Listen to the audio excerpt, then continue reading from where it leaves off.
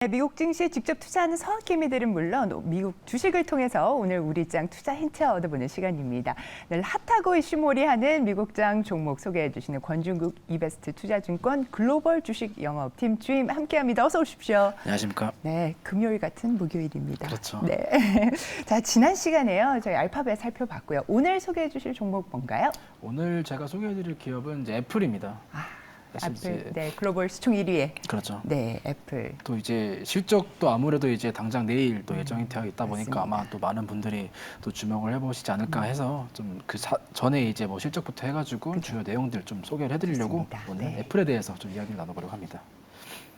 그럼 사업 내용부터 하나씩 짚어볼까요? 네, 사실 뭐 애플 이제 옛날 같은 경우에는 전통적인 이제 애플 컴퓨터라는 사업명으로 시작할 만큼 이제 컴퓨터 기업이었는데 하드웨어, 네. 그렇죠. 사실 이제 지금 같은 경우에는 애플이 이제 뭐 맥북이나 아이폰 같은 이런 하드웨어, 뭐 당연히 모두가 알고 계시다시피 그런 제품도 판매를 하지만 뭐 소프트웨어, iOS와 같은 소프트웨어 그리고 이제 기타 서비스, 예를 들면 뭐 애플 TV나 네. 아니면 애플 월렛 페이 그리고 최근에 이제 애플 저축 계좌까지 좀 전반적인 애플의 생태계를 활용한 관련된 서비스 뿐만 아니라 이제는 M1과 M2를 비롯한 반도체 설계까지. 그러니까 사실 이제 애플 같은 경우에는 종합 IT 기업.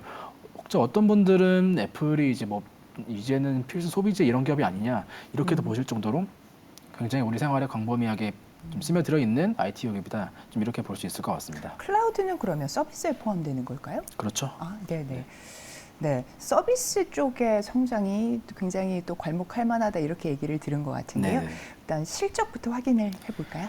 일단 지난 분기 실적 네. 좀 리뷰를 하면서 좀 말씀을 드리겠습니다. 지난 분기 매출 같은 경우에는 1,172억 발표를 하면서 전년 동기 대비했을 때 5.5% 감소하는 그런 실적을 발표를 했었습니다.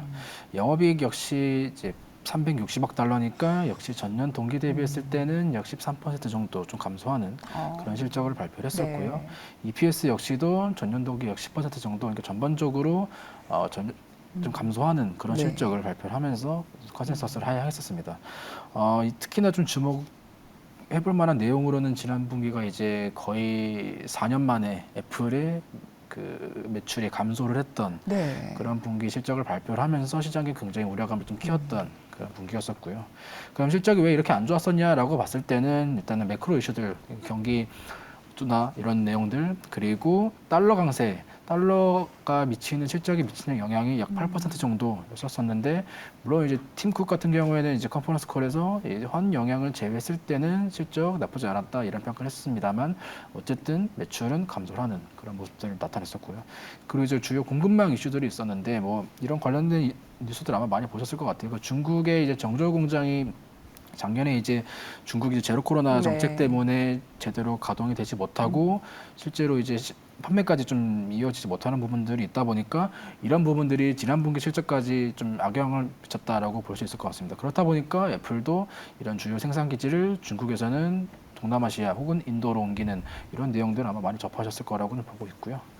그리고 가이던스 같은 경우에도 이제 기존에 보통 이번 분기 실적을 발표를 하면 다음 분기 가이던스가 어느 정도다라고 발표를 했었었는데 네. 거시 경제가 워낙 좀 불확실하다 보니까 지난 분기도 역시 가이던스를 제공하지 않은 그런 모습들까지 확인할 수 있었습니다.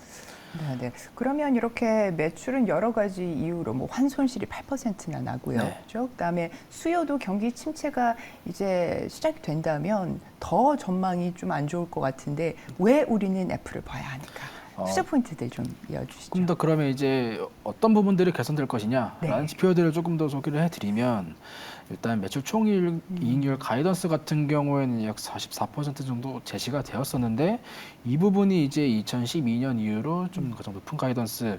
그러니까 사실 이제 마진에 대한 압박을 지금 많은 기업들이 느끼고 있는데 네. 애플 같은 경우에는 충분히 그런 점에서 예외다. 메리트가 있는 기업이다라고 네. 볼 수 있을 것 같습니다. 그러니까 계속적으로 나오지만 이제 이런 경기도나 거시경제 불안 이런 상황 속에서 결국에는 이제 마진 압박, 가격 인상 이런 압박들을 많은 기업들이 느끼고 있을 텐데 애플 같은 경우에는 어쨌든 강한 수요, 강한 브랜드 파워를 바탕으로 해서 가격 전가력을 충분히 갖는 기업이다라는 점이 역시 좀 한 가지 포인트가 아닌가 네. 좀 그렇게 볼 수도 있을 것 같고요. 그리고 서비스 관련된 내용도 말씀을 드리면 지금 지난 분기 실적에서 이제 애플 이런 설치 기반 활성화된 이런 기기 대수가 약 20억대. 사실 뭐 애플의 제품의 가격 가격이 비싸다라는 건 사실 모두가 알고 있습니다만 네. 그럼에도 불구하고 이미 애플의 생태계가 활성화된 기기수가 20억대라고 하면 사실 이제 엄청난 기기수가 아닐까 싶은데 이는 사실 7년 전이랑 비교했을 때는 거의 2배 수준이니까 굉장히 높은 수준의 성장세를 보여주고 있고 이를 바탕으로 앞서 말씀드린 뭐 OTT부터 해가지고 페이, 뭐 핀테크 관련된 사업이나 애플 TV 전반적으로 관련된 서비스들을 좀 공격적으로 마케팅을 할 수 있는 그런 기업이 이제 애플이라는 점에서도 역시나 좀 주목을 해보면 좋지 않을까 이렇게 볼 수 있을 것 같습니다. 네, 20억대라고 하면은 페이스북의 일일 활성 사용자가 20억 명 뭐 그렇죠. 넘었다, 상회했다 뭐 이런 이야기들 들으면서 정말 엄청난 수치다라고 생각을 했었는데요. 자, 그러면 투자 포인트 좀 이어가 볼까요? 네. 또 한 가지는 일단 그 중국 시장 회복에 대한 좀 기대감이 또 한 가지가 있지 않을까 싶습니다. 사실 네. 이제 지난 애플의 모바일 칩 AP를 공급하는 퀄컴의 실적에서도 한 차례 언급되었었지만 아직 중국의 스마트폰이 뭐 수요가 회복되었다라는 내용을 숫자에서는 확인하기가 조금 어려웠다라는 내용이 있을 정도로 아직까지는 사실 이제 작년에 제로 코로나에서 올해 위드 코로나로 정책이 선회가 되면서 사실 이 부분에 대해서 시장이 많은 기대를 했었었는데 아직까지는 그 기대에 미치지 못한 것이 아닌가라는 내용들이 있었는데요. 그럼에도 불구하고 여전히 시장은 이쪽에 대한 기대감을 가지지 않을 수 없지 않나 네. 좀 볼 수 있을 것 같습니다. 왜냐하면 애플의 그 단일 국가로 봤을 때 이제 북미를 제외한 국가 중에는 중국이 단일 시장 규모로 사실 가장 큰 매출 비중을 그렇겠죠. 차지를 하고 네. 있기 때문에 이쪽에 대한 부분들을 기대를 하지 않을 수가 없는데 사실 특히나 이제 작년 같은 경우에는 중국의 그 아이폰 매출 역시도 좀 지난 수년 전 대비했을 때 그렇게 좋지 못한 퍼포먼스 3억대 미만을 좀 기록했었기 때문에 네. 아무래도 이런 기저 효과까지 좀 기대를 해볼 수 있지 않나 하는 점에서 올해 애플의 중국 아이폰 매출을 조금 더 기존보다는 기대를 해볼 수 있지 않나 이런 부분들도 충분히 시장에서 좀 주목을 해볼 수 있지 않나 그렇게 볼 수 있을 것 같고요.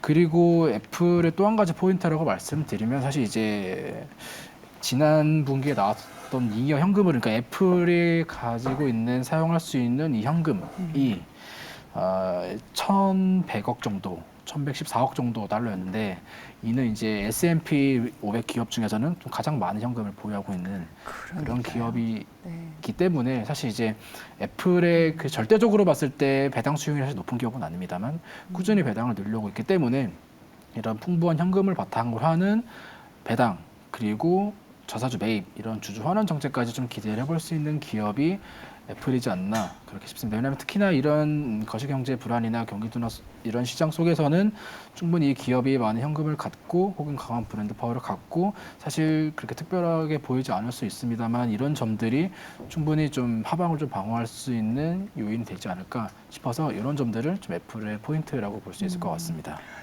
네, 정말 쓸데없는 게 연예인 걱정, 애플 걱정이라고 예, 하던데요. 잉여 현금 흐름의 규모를 보니까 다시 한번 확인이 되는 것 같습니다.